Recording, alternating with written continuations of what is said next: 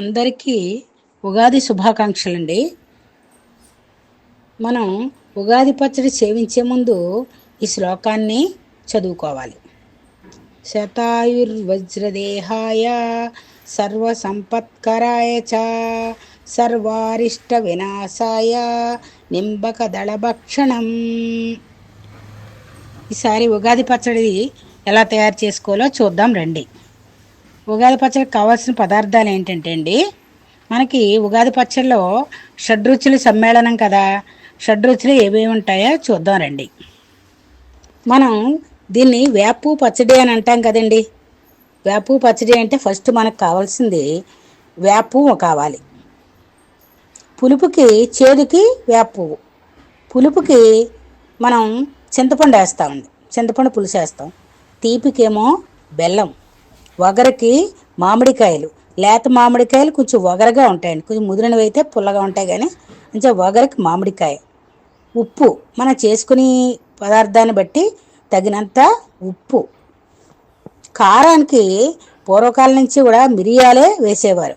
ఎందుకంటే అండి పచ్చిమిర్చి కూడా వేసుకోవచ్చు, కానీ మిరియాలు వేయడంలో అంతరార్థం ఏంటంటే అండి, మిరియాల్లో 2 గుణాలు ఉంటాయండి. మనకి చలవ చేసిందనుకోండి, వేడి చేయడానికి ఉపయోగపడుతుంది జలుబు చేసినప్పుడు. అదే ఇప్పుడు మనకి వేసవికాలం స్టార్ట్ అవుతుంది కదండి, మరి ఉగాది నుంచి. అందుకని వేసవికాలం స్టార్ట్ అవుతున్న మూలంగా మనకి చలవ చేయడం కోసమని మిరియాలు అందులో వేస్తామండి. అంటే వేసవికాలంలో మనకి చలవ చేయాలి కాబట్టి అందుకు కూడా ఉపయోగపడుతుందని మిరియాలు యాడ్ చేయడం జరుగుతుందండి. అలాగే శ్రీరామనవమికి కూడా చూసారా, పానకంలో మిరియాలు వేస్తారు, అంటే చలవ చేయడం కోసం. అంచేత కారానికి ఆరోగ్యపరంగాను అన్ని విధాలా ఉపయోగపడడానికి కొద్దిగా మిరియాల గుండ కూడా వేసుకుంటాం.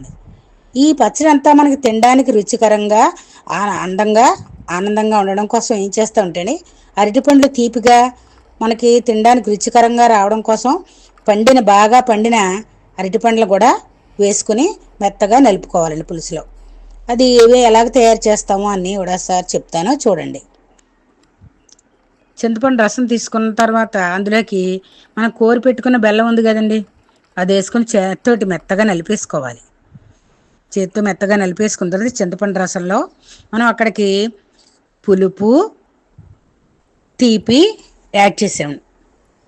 తర్వాత మనం వేపపూత, శుభ్రంగా చేసుకున్న వేపపూత కూడా వేసేసుకోవాలండి.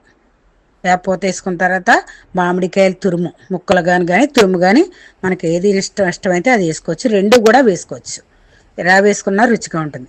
మామిడికాయ తురుము వేసుకోవాలండి. కావాల్సిన పదార్థాలన్నీ తీసుకున్నాను చూడండి. వేప పువ్వు, చింతపండు, బెల్లం, మామిడికాయలు, ఉప్పు, కారం, అరటిపండ్లు. మనం చేసుకుని ఎంత అయితే చేసుకుంటామో దానికి తగినన్ని మనం ఈ పదార్థాలన్నీ కూడా అందులో వేసుకోవాలండి. ఫస్ట్ చింతపండు మనం నీళ్ళు పోసి నానబెట్టుకోవాలండి. చింతపండు నానబెట్టుకున్న తర్వాత మామిడికాయలు చిన్న చిన్న ముక్కలుగా తరుక్కునే వాళ్ళు ముక్కలుగా తరుక్కోవచ్చు, కోరులా మెత్తగా కోరు చేసుకుందాం అనుకున్న వాళ్ళు కోరు వేసుకోవచ్చు.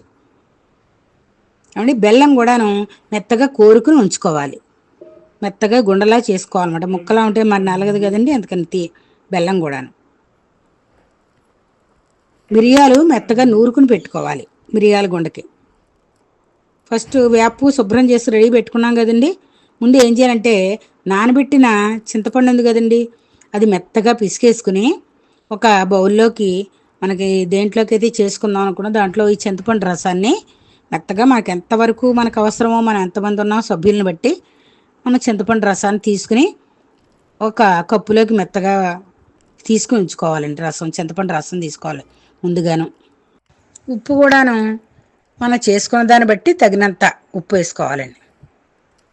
కారం కోసం మిరియాల గుండ చేసుకున్నాం కదండి, మిరియాల గుండగా మనకి ఎంత అవసరమైతే అంతా కాస్త మిరియాల గుండ వేసుకుని అన్నీ కలిపేసుకుని మనం అరటిపళ్ళు కూడా బాగా మగ్గిన అరటిపళ్ళు ఉన్నాయి కదా, అవి కూడా మెత్తగా నలిపేసుకోవాలండి చేతితోటి. ఈ పచ్చడి అంతాను చేతితోటి చక్కగా శుభ్రంగా ఉన్న చేతితోటి మనం చేసుకోవడం వల్లే రుచి పెరుగుతుందండి.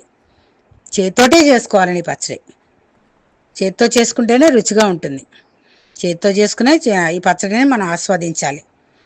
మెత్తగా అరటిపళ్ళు అన్ని పదార్థాలు శుభ్రంగా కలిపేసుకుని ఒక చాటు పెట్టుకున్నామండి. ఈ మాట చక్కగా మనకు దేవుడికి దీపారాధన చేసుకుని దేవుడికి నైవేద్యం పెట్టి అప్పుడు మనం కూడా చక్కగా పైన శ్లోకం ఇచ్చాం కదండి, ఆ శ్లోకాన్ని చదువుకుని మనం కూడా ప్రసాదాన్ని స్వీకరించాలి. సర్వే జనాన్ సుఖనో భవంతు. ఈ ఉగాది పచ్చళ్ళలో అండి కొబ్బరికాయ ముక్కలు కానీ కొబ్బరి కూర కానీ వేసుకుంటే చాలా రుచిగా ఉంటుంది, అది కూడా వేసుకోవచ్చు.